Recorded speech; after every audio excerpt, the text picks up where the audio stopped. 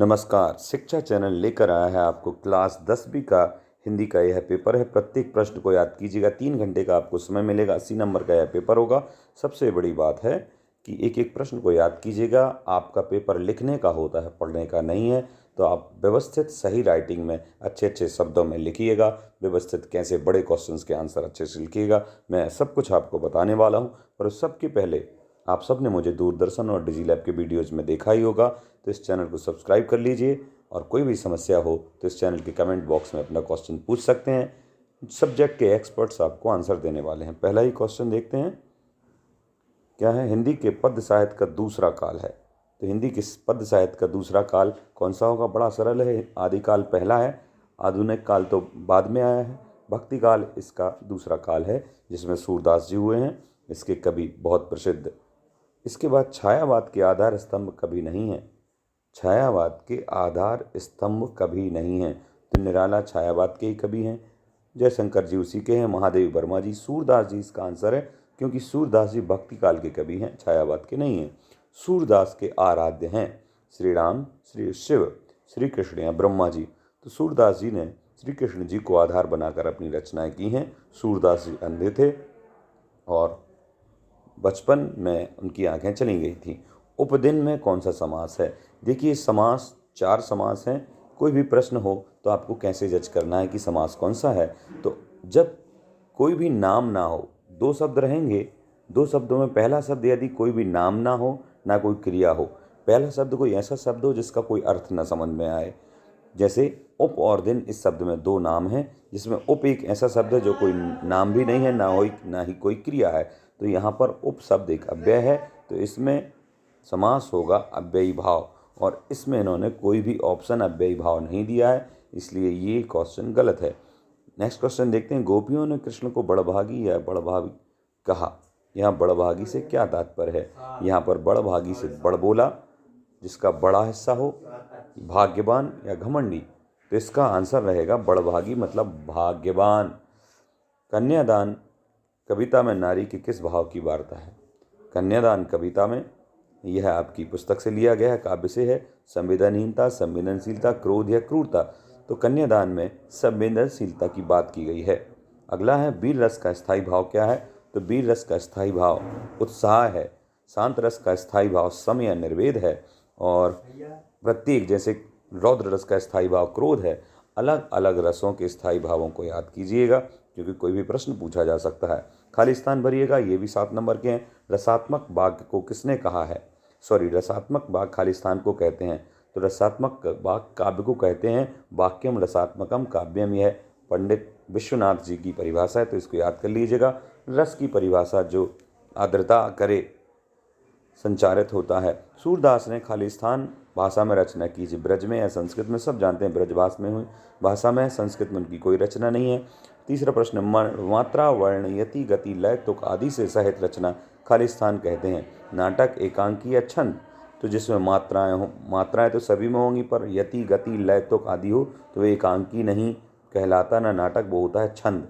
Next प्रश्न है, दोहा में कितने चरण होते हैं? तो दोहा में 4, 6 या 5 कितने चरण होते हैं? तो दोहा में होते हैं 4 चरण, और पहले और तीसरे चरण में 13-13, दूसरे और चौथे में 11। ऐसा मात्राएं मेरे ख्याल से होती हैं। आपको सही खुद अपनी कॉपी में चेक करना है। अगला प्रश्न, काव्य की शोभा बढ़ाने वाले होते हैं रस या अलंकार? तो काव्य की शोभा बढ़ाने वाले होते हैं अलंकार। जैसे एक स्त्री की शोभा बढ़ाते हैं उसके आभूषण या अलंकार, वैसे ही काव्य। काव्य को आप एक स्त्री की उपमा दे करके, तुलना करके बात अपनी रख सकते हैं, अगर आपको काव्य में ज़्यादा समझ में नहीं आता है तो। रमणीय अर्थ का प्रतिपादन होता है। रमणीय अर्थ का प्रतिपादक काव्य या पुस्तक होता है? तो काव्य रमणीय अर्थ प्रतिपादक होता है। यह पंडित राज जगन्नाथ जी की परिभाषा, रमणीय अर्थ प्रतिपादकम। इसके बाद प्रश्न है, खालिस्तान एक रस है, वीरता एक रस है, श्रृंगार? तो वीरता एक रस नहीं, केवल वीर एक रस है, पर श्रृंगार एक रस है, तो इसका आंसर श्रृंगार होगा। सर्वाधिक लोकप्रिय महाकाव्य है, प्रसिद्ध महाकाव्य या रामचरितमानस महाकाव्य? तो इसका उत्तर रामचरितमानस रहेगा। अगला प्रश्न देखते हैं, सही गलत बताना। गद्य का प्रारंभिक रूप बोलचाल का रूप था? बिल्कुल ये सही है, गद्य का प्रारंभिक रूप बोलचाल का रूप था।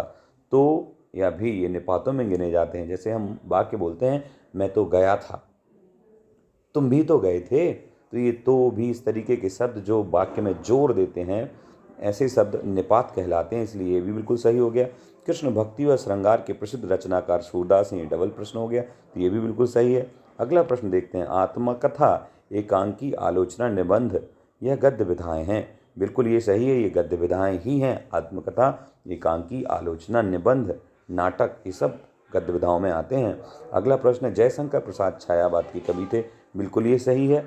प्रेमचंद जी उपन्यास सम्राट हैं, ये भी बिल्कुल सही है। जैसे गोदान आदि उन्होंने बहुत बड़े बड़े उपन्यास लिखे हैं और जो केवल लिखे नहीं गए हैं, प्रसिद्ध भी हैं, तो इसका 6 के 6 सही हैं। अगला प्रश्न देखते हैं, जहां आपको एक शब्द में उत्तर देना है। परधन उपकार बराबर क्या होगा? तो सब जानते हैं इसमें गुण संधि है, परोपकार होगा।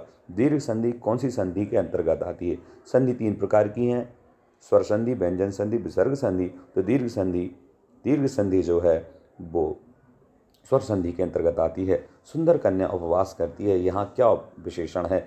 बिल्कुल इसको ध्यान रखिएगा, ये प्रश्न हमेशा बनता है। यहाँ पर लाइन चेंज हो सकती है पर प्रश्न जरूर बनेगा। जैसे मैंने बोला सुंदर लड़का, तो यहाँ पर लड़के की बात हो रही है और वो सुंदर है, तो यहाँ पर जो विशेषता बताता है वो विशेषण होता है और जिसकी बात की जा रही है वो विशेष्य होता है। जैसे मैंने बोला चंद्रमुखी, चंद्रमुखी में किसकी बात हो रही है?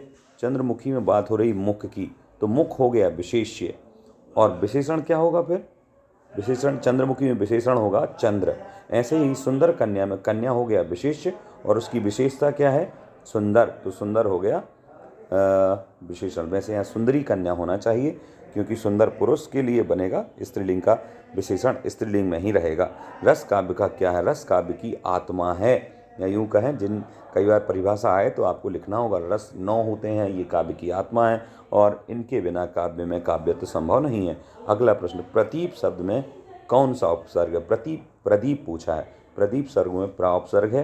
प्रतीप भी एक शब्द होता है, प्रदीप का मतलब उल्टा होता है, ये अलंकार भी है। त्रिनेत्र शब्द में कौन सा समास है? तो ये मैं आपको बताने वाला था, समास पहचानने का तरीका।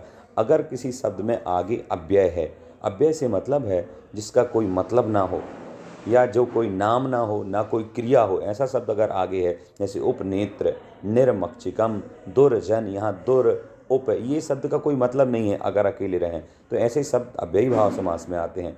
पर जिस शब्द के पहला शब्द संख्यावाची हो तो वो होता है द्विगु समास। इसमें पहला शब्द में त्रि यानी 3 संख्यावाची, इसका मतलब यहाँ पर द्विगु समास है, आप ये लिख सकते हैं। तत्पुरुष समास में दोनों शब्द संज्ञाएं होती हैं जिसमें बीच के शब्द गायब हो जाते हैं। जैसे राम का पुत्र, तो राम पुत्र का गायब हो गया।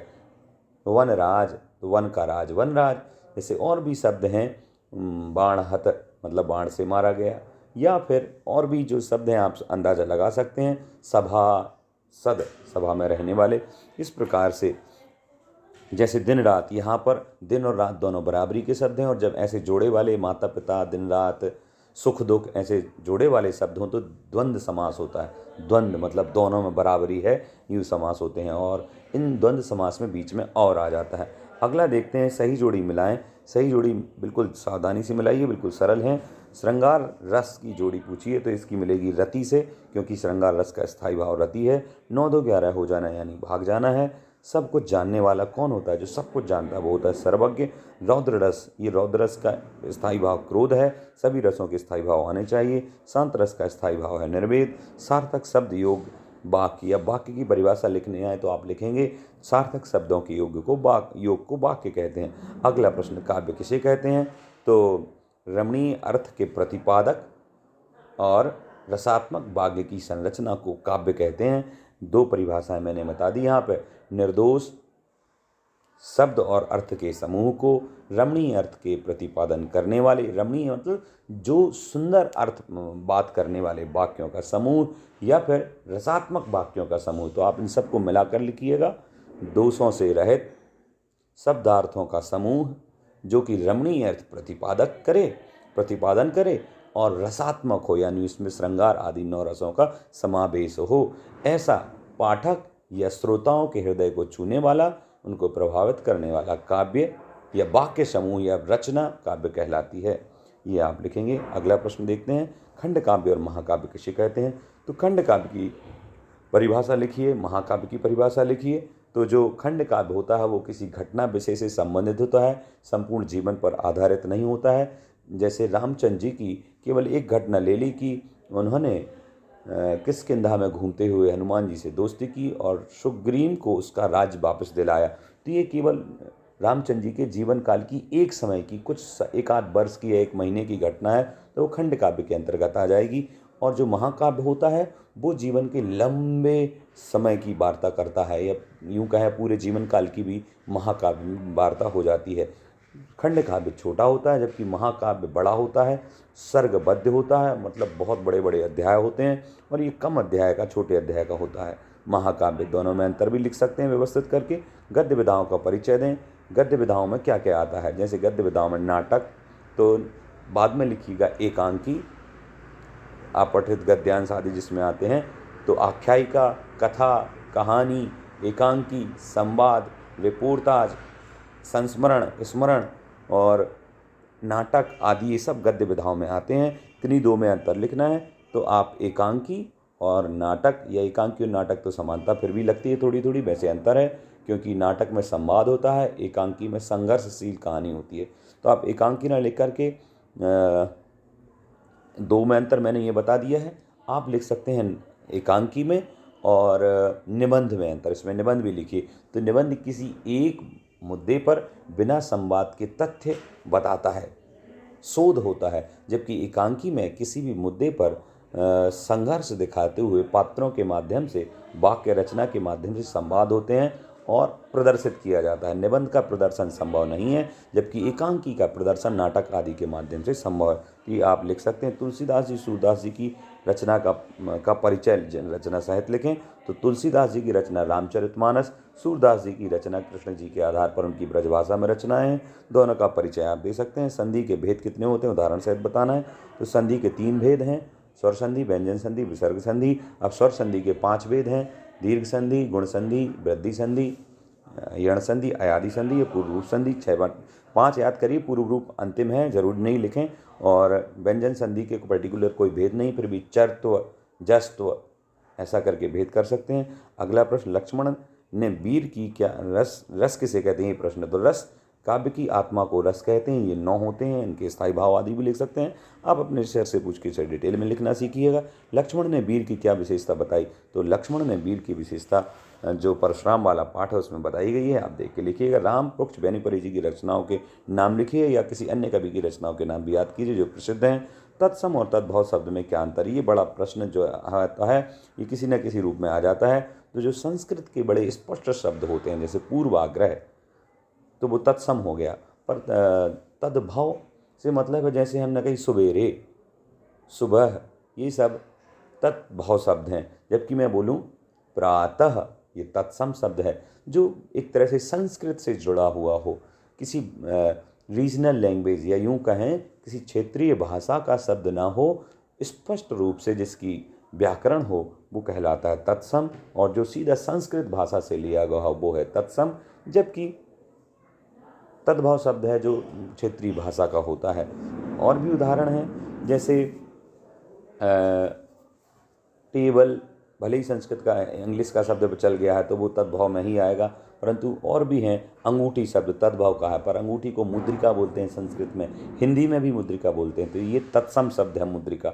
इस प्रकार से अगला प्रश्न देखते हैं, शिव पूजन सहाय की रचना माता का आंचल से क्या सीख मिलती है। बड़ी अच्छी और इमोशनल रचना है, इसमें क्या सीख मिलती है आप लिखिएगा। क्रिया विशेषण में अंतर, क्रिया और विशेषण में अंतर स्पष्ट करते हुए 2 उदाहरण बताएं। जैसे मैंने लिखा जाना, ठीक है, और एक लिखा सुंदर, तो ये दोनों में जाना एक क्रिया है जबकि सुंदर एक विशेषता है। तो ये आप समझ जाइएगा दोनों में क्या अंतर है। अगर प्रश्न बन जाए क्रिया विशेषण और केवल विशेषण, इसमें अंतर लिखिए। तो क्रिया विशेषण क्रिया की विशेषता बताएगा और केवल जो विशेषण होगा वो किसी संज्ञा की विशेषता बताएगा। जैसे मैंने कहा तेज चलना, तो यहाँ चलने की विशेषता है तेज, तो यहाँ तेज क्रिया विशेषण हो गया।